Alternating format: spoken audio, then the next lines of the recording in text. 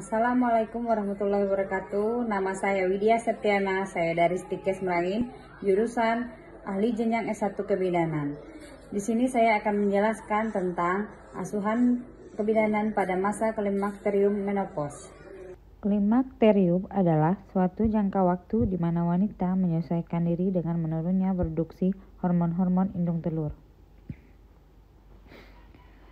Klimakterium terbagi menjadi 4.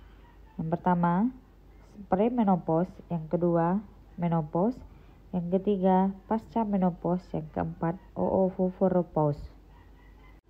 Premenopause adalah masa 4-5 tahun sebelum menopause yang ditandai dengan adanya keluhan klimakterium dan perdarahan yang tidak teratur.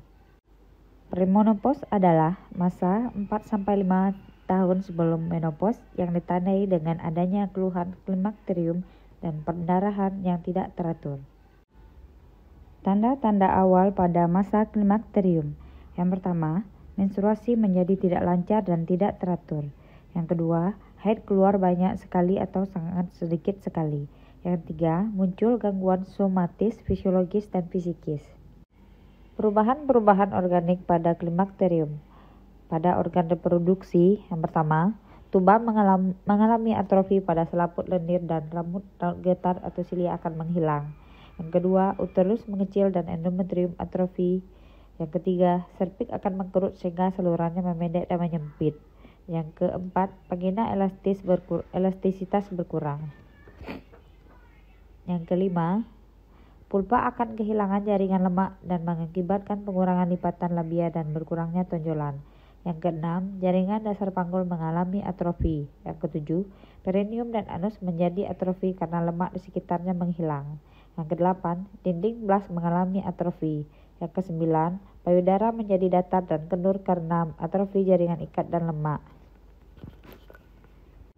Pada organ pencernaan, mengalami penurunan estrogen, mempengaruhi kerja usus halus dan besar, terus menjadi lambat dan reproduksi berkurang dan akan terjadi konstipasi.